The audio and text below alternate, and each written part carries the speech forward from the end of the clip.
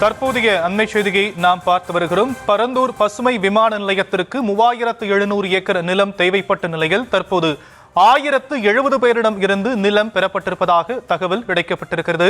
1000 acre நிலம் தற்போது கையகப்படுத்தப்பட்டிருக்கக்கூடியதை அண்மை செய்திகளாக பார்த்து வரும் நிலையில் விவரங்களை செய்தியாளர் ராஜேஷ் வழங்க நாம் கேட்கலாம். ராஜேஷ், விரிவான விவரங்கள்.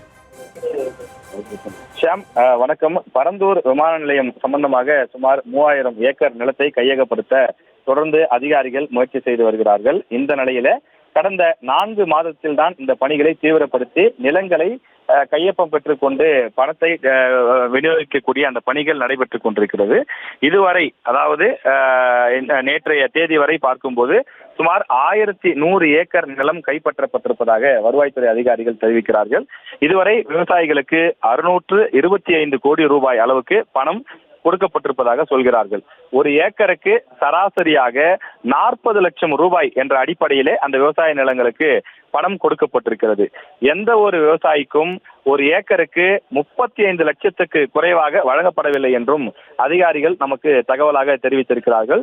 பரந்தூர் விமான நிலையத்தை பொறுத்தவரையிலே நடம் எடுப்பது சம்பந்தமாக, அந்த நிலம் எடுப்பது சம்பந்தமாக இதுவரை ஒரு வழக்கு கூட நிலுவையில்லை. வழக்கமாக இது போன்ற விவசாய நிலங்களையோ குடியிருப்பு பகுதிகளிலோ நிலங்களை அரசாங்கம் எடுக்கும் போது பல வழக்குகள் தொடர்ந்து நீதிமன்றத்திலே தாக்கலாகும். ஆனால் இந்த பரந்தூர் விவகாரத்திலே எந்த வழக்கும் விவசாயிகள் மூலமாக நிலுவையில இல்லை என்றும் அதிகாரிகள் தெரிவித்திருக்கிறார்கள்.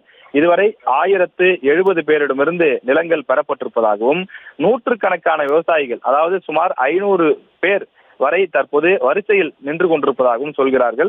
தினசரி வருவாய்த்துறை அதிகாரிகளை தொடர்பு கொண்டு எங்க நிலத்தை எப்ப சார் எடுப்பீங்க, எங்க நிலத்தை சீக்கிரமா எடுத்துக்கிட்டு பணத்தை கொடுங்க என்று அவர்கள் கிட்டத்தட்ட தொல்லை கொடுப்பது போல அவர்கள் தொடர்ந்து அந்த விவசாயிகள் தொடர்ந்து அவர்கள் கொடுப்பதற்கு தயாராக இருப்பதாக சொல்கிறார்கள். அதற்கான காரணம் அவர்களுடைய நிலத்திற்கு 1க்கு 4 மடங்கு விலை கிடைப்பதுதான் காரணம் என்றும் சொல்கிறார்கள். விவசாயிகள் அந்த நிலத்தை எடுத்து வேறு இடங்களில், அவர்கள் வசிக்கக்கூடிய இடங்களிலிருந்து பக்கத்து கிராமங்களில் விவசாய நிலங்களை வாங்குவதற்கான முயற்சிகளில் ஈடுபட்டு வருவதாகவும், அதன் காரணமாக விவசாயிகள் தொடர்ந்து ஆர்வம் காட்டி வருவதாகவும் சொல்கிறார்கள். ஏகனாபுரத்தை தவிர்த்துவிட்டு மற்ற கிராமங்கள் அனைவரும் விவசாயிகள் அந்த நிலங்களை கொடுப்பதற்கு முன்வந்திருப்பதாக அதிகாரிகள் மூலம் இந்த தகவல் கிடைக்கப்பட்டிருக்கின்றது. விவசாயிகளுடைய நிலத்தை பெற்றுக்கொண்ட சில மணி நேரங்களிலேயே அவர்களது வங்கி கணக்குகளுக்கு பணம் கொடுக்கப்படுவதாகவும், விவசாயிகள் கொடுப்பதற்கு ஆர்வமாக இருந்தாலும் அவர்களுடைய ஆவணங்களை முழுமையாக சோதனை செய்து அதன் பிறகு பத்திரப்பதிவு செய்வதால் காலதாமதம் ஏற்படுவதாகவும் அதிகாரிகள் தெரிவித்திருக்கிறார்கள். இந்த நில எடுப்பு பணிக்காக 26 சிறப்பு தாசில்தார்கள் பணியாற்றி வருவதாகவும், அவர்கள் இரவு பகல் பாராமல் தொடர்ந்து இந்த பணிகளை மட்டுமே தொடர்ந்து செய்து வருவதாகவும் தெரிய வந்திருக்கின்றது.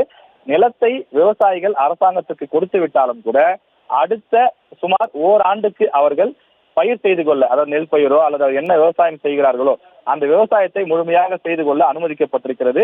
உடனடியாக அவர்களிடமிருந்து நிலம் பறிக்கப்படவில்லை என்றும் ஒரு தகவலை அதிகாரிகள் தெரிவித்திருக்கிறார்கள்.